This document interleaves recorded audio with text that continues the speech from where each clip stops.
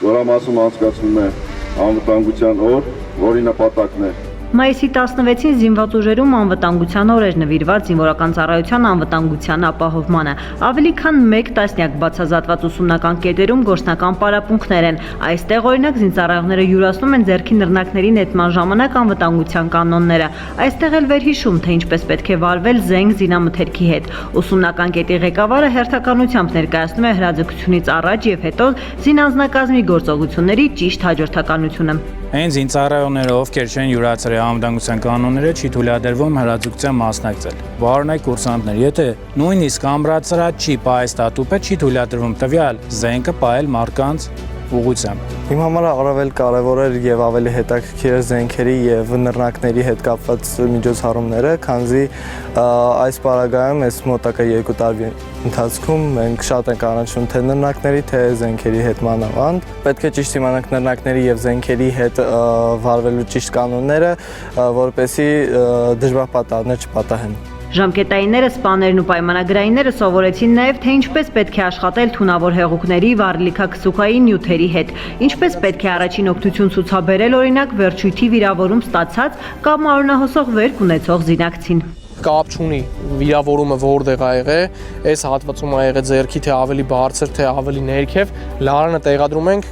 վերջույթի ամենաբարձր կետով տեղեք, այս ուսագոտու հատվածում ենք տեղադրելու։ Առաջի պտույտը պետք է լինի ամենաձիգը։ Ստորաբաժանման հրամանատար Արամ Հարությունյանը արձանագրում է, որ սա պլանային միջոցառում է, անցկացվում է տարվա ընթացքում 4 անգամ, առաջինը զորակոչից անմիջապես հետո։ Սպայական կազմը նոր համալրված անձնակազմին հրանգավորում եւ սովորեցնում է տարբեր նյութերից զենք զինամթերքից անվտանգ օգտվելու կարգը։ Անձնակազմը եւս մեկ անգամ ամբողջ կազմով ուսումնասիրում է այդ անվտանգության կանոնները։ Չնայած ամենօրյա պարապմունքների գործունեության արդյունքում հրամանատարական կազմի կողմից հրահանգավորվում է անձնակազմը պարապմունքը սկսելու կամ ինչ-որ միջոցառում կազմակերպելու համար, բայց սա խորհրդանշանակալն է նրանով, որ անմիջապես ղեկավարում է զորամասի հրամանատարական կազմի կողմից, հատկապես զորամասի հրամանատարի կողմից եւ մասնակցում է ամբողջ զորամասի անձնակազմը։ Այսօր զորամասում անցկացվեց անվտանգության օր, որը հարուստ էր իր ծրագրերով, ամենից գրավիչը ռազմաբժշկության կենտրոնն էր, որտեղ ես նորացրեցի իմ գիտելիքները։ Ընդհանրապես անվտանգության մասին տարատեսակ դասընթացները ավելի օգտակար են զինծառայողների համար, քանի որ միշտ օգնում են նրանց ճիշտ վարվել իրենց աշխատանքում, ճիշտ գործողություններ կատարել, չսխալվել, հեռու մնալու համար անցանկալի երևույթներից եւ վտանգավոր իրերից։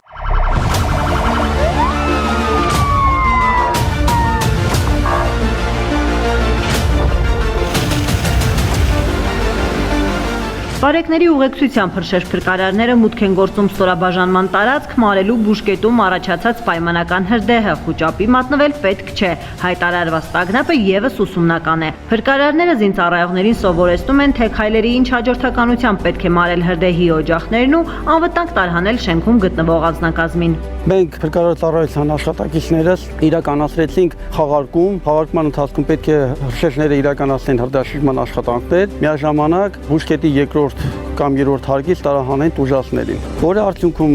փրկարար ծառայողները տուժածին իջեցրեցին, հանձնեցին բժշկական ծառայությանը եւ մյուս ջոկը իրականացրեց հրդեհաշիժման աշխատանքներ։ Այն վարժանքներից է, որը ոչ միայն ռազմական բնույթի մեջ է օգտակար, այլ նաեւ